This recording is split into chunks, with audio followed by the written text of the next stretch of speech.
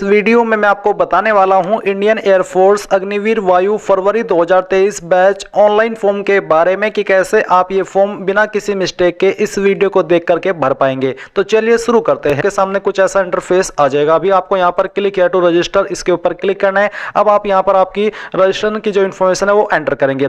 तो आपको आपका नाम यहां पर 10th के सर्टिफिकेट के अकॉर्डिंग एंटर करना है। फिर आप यहां पर आपकी ईमेल आईडी एंटर करेंगे, अपना नंबर एंटर करेंगे, जनरेट ओटीपी पर क्लिक करेंगे। इसके बाद में नंबर पर ओटीपी जाएगा, वो आपको यहां पर ओटीपी ऑन मोबाइल इस सेक्शन में डालना है। और जो आपकी ईमेल के ऊपर ओटीपी गया है वो आप यहां पर ओटीपी ऑन ईमेल आईडी यहां पर डालेंगे। फिर ये कैप्चा कोड फिल करेंगे, सभी जानकारी को डबल चेक कर लेंगे एंड देन लॉगिन पर रजिस्टर पर क्लिक करेंगे। अब गाइज आपका अकाउंट क्रिएट हो जाएगा और आपको आपकी ईमेल आईडी के ऊपर एक ईमेल के माध्यम से एक रैंडम पासवर्ड या सिस्टम जनरेटेड पासवर्ड सेंड किया है। वो पासवर्ड आप यहां पर डालेंगे। पासवर्ड के सेक्शन में ऊपर आपको आपकी ईमेल आईडी भरनी है, ये कैप्चा कोड फिल करना है एंड देन आप लॉगिन पर क्लिक करेंगे। लॉगिन पर क्लिक करने के बाद अब आप अपना एक न्यू पासवर्ड क्रिएट करेंगे। पासवर्ड की लेंथ 8 से 16 कैरेक्टर के बीच में एंड पासवर्ड का जो एक एग्जांपल है वो आप यहां पर देख लीजिए। आपके पासवर्ड के अंदर इंग्लिश का कैपिटल वर्ड, स्मॉल वर्ड, कोई स्पेशल कैरेक्टर और इस तरह से डिजिट होने चाहिए। कुछ इस तरह का पासवर्ड आपको बनाना है। ये पासवर्ड आप यहां पर डालेंगे और उसको दोबारा डाल करके वेरीफाई करेंगे।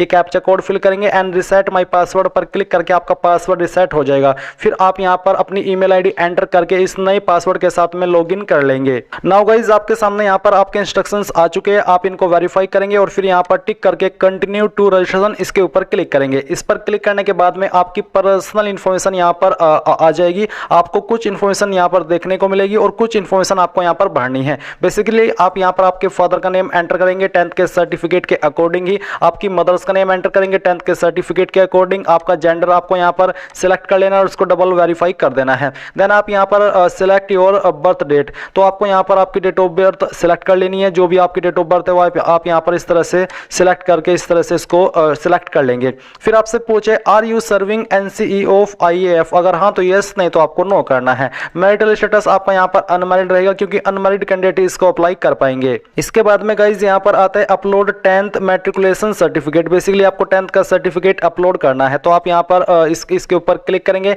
जहां पर भी आपका फाइल है वो आपको सिलेक्ट करना है। मैं इस फॉर्म को डेमो के लिए भरा हूं तो यहां पर मैं ये फाइल सिलेक्ट करता हूं और इसको ओपन करता हूं। ओपन करने के बाद में आप यहां पर देखेंगे कि आपके फाइल का साइज 50 से 150 केबी के बीच में रहना चाहिए। तो दिए गए साइज के अंदर आपको आपकी फाइल क्रिएट कर लेनी है एंड देन आप यहां पर इसको सिलेक्ट कर लेंगे। फिर आप यहां पर नीचे आएंगे और सेव एंड कंटिन्यू पर आपके सामने क्वालिफिकेशन का सेक्शन आ चुका है। तो आपके सामने 3 विकल्प है। पहला विकल्प है कि आपने 12वीं की हो और जो आपकी 12वीं है वो आपकी इंग्लिश के साथ में होनी चाहिए और साथ ही आपकी विदाउट फिजिक्स एंड मैथ या फिर विद फिजिक्स एंड मैथ। अगर आप ऐसे कैंडिडेट है तो आप यहां पर पहले वाले के ऊपर टिक करेंगे। नहीं तो फिर आपको दूसरा विकल्प है कि आपके पास 3 साल का डिप्लोमा कोर्स होना चाहिए इंजीनियरिंग के अंदर, या फिर आपके पास 2 ईयर का वोकेशनल कोर्स विद और विदाउट नॉन वोकेशनल सब्जेक्ट और जैसे कि फिजिक्स एंड मैथ ये आपके पास होना चाहिए। तो आप किस क्वालिफिकेशन के माध्यम से अप्लाई करना है। जैसे कि मेरे पास यहां पर 12वीं है। अगर आपके पास 12वीं है, चाहे वो फिजिक्स के मैथ के साथ में हो या फिर नहीं हो, आप यहां पर इसके ऊपर टिक करेंगे। फिर आपको नीचे बताना है कि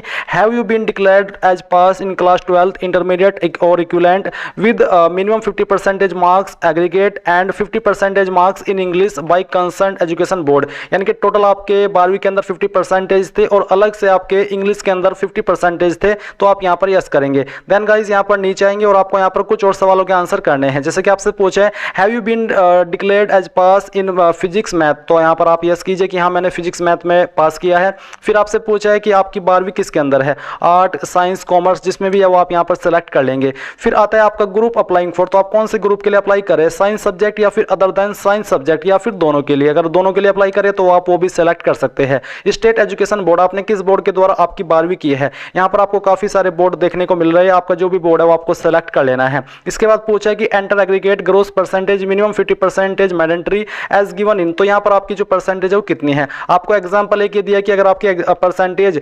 59.99 है तो शुड भी आप यहां पर इसको 60 एंटर कर सकते हैं। तो जो भी आपकी 12th की परसेंटेज है वो आप यहां पर एंटर करेंगे। फिर आपको यहां पर ओरिजिनल स्कैन कॉपी 12वीं की अपलोड करनी है, जहां पर बोला है कि marksheet showing details of aggregate marks, यानी कि जिसमें आपके मार्क्स दिए गए हो इंग्लिश, फिजिक्स, मैथ के। तो आप यहां पर चूज फाइल के ऊपर क्लिक करेंगे। जहां पर भी आपकी फाइल है वो आपको यहां पर इस तरह से सिलेक्ट कर लेनी है और यहां से ओपन करना है। ओपन करने के बाद ये फाइल आपकी इस तरह से अपलोड हो जाएगी। फिर आपसे पूछे indicating grading system as per marksheet, तो किसके अंदर आपके नंबर है। अगर जो भी है बेसिकली वो आप सिलेक्ट कर लेंगे। मेरे परसेंटेज में मैं परसेंटेज सिलेक्ट करता हूँ। इसके बाद यहाँ पर आपको बताना कि इंग्लिश के अंदर आपको कितने नंबर आए थे, कितने में से आए थे वो आप टोटल मार्क्स के अंदर करेंगे। परसेंटेज सब्जेक्ट वाइज परसेंटेज कितनी थी वो आप यहाँ पर लिख देंगे। मैथ के अंदर कितने नंबर थे वो आपको यहाँ पर एंटर करना है, कितने में से आए थे वो आप यहाँ पर एंटर करेंगे। फिजिक्स में आपके कितने नंबर थे वो आप यहाँ पर एंटर करेंगे, कितने में से आए थे वो आप टोटल मार्क्स के अंदर एंटर करेंगे। एंड अगर आपके पास बायोलॉजी थी तो आप यहाँ पर बायोलॉजी के नंबर दे सकते हैं। इसके बाद यहाँ पर guys do you have computer knowledge, अगर हाँ तो यस कीजिए, नहीं तो आपको नो करना है। जैसे कि आपने यस किया तो आपको बताना है computer knowledge type basic, intermediate या फिर एडवांस्ड, जो भी है वो आप सेलेक्ट कर सकते हैं। Do you have any additional marksheet for a particular subject, अगर हाँ तो यस करें, यस करने के बाद में आप उस मार्कशीट को पर्टिकुलर जो भी है आपके पास वो अपलोड कर सकते हैं, नहीं तो आप यहाँ पर नो करेंगे अगर आप फर्स्ट टाइम में अपनी 12वीं पास कर लिए थे।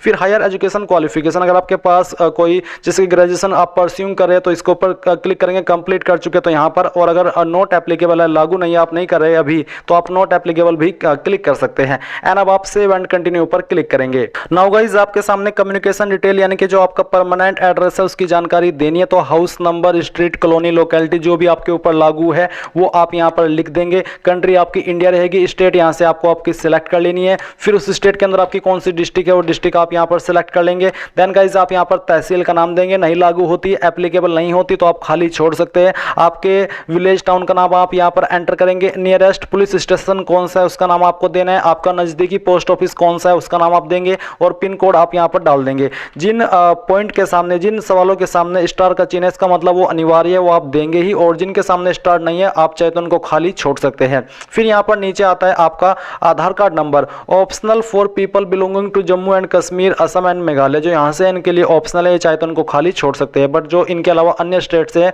उनको यहाँ पर अपना आधार कार्ड नंबर एंटर करना है। फिर आता है कम्युनिकेशन एड्रेस, ऊपर जो आपने भरा होता परमानेंट एड्रेस, ये है आपका प्रेजेंट एड्रेस। तो अगर आपका परमानेंट और प्रेजेंट एड्रेस सेम है, एक है, तो आप यहाँ पर टिक कर देंगे, अगर अलग है तो अनटिक करके अलग से भर दीजिएगा। इसके बाद आप यहाँ पर नीचे जो आपकी डोमिसाइल स्टेट है यानी कि कौन सी स्टेट के आप स्थायी निवासी है वो आपको सेलेक्ट करना है। इसके बाद गाइज आप यहाँ पर डोमिसाइल डिस्ट्रिक्ट भी सिलेक्ट कर लेंगे। फिर आपको सेव एंड कंटिन्यू पर क्लिक करना है। अब गाइज यहाँ पर एडिशनल डिटेल में आपसे कुछ और जानकारी मांगी है, जैसे कि फिजिकल कैरेक्टरिस्टिक्स, तो यहाँ पर enter any one clearly visible permanent mark on your body, तो आपकी बॉडी के ऊपर वो निशान जिससे आपकी पहचान होती है, जैसे कि above chest line including both hands and below knee line, तो कहीं पर भी ये निशान आपका हो सकता है।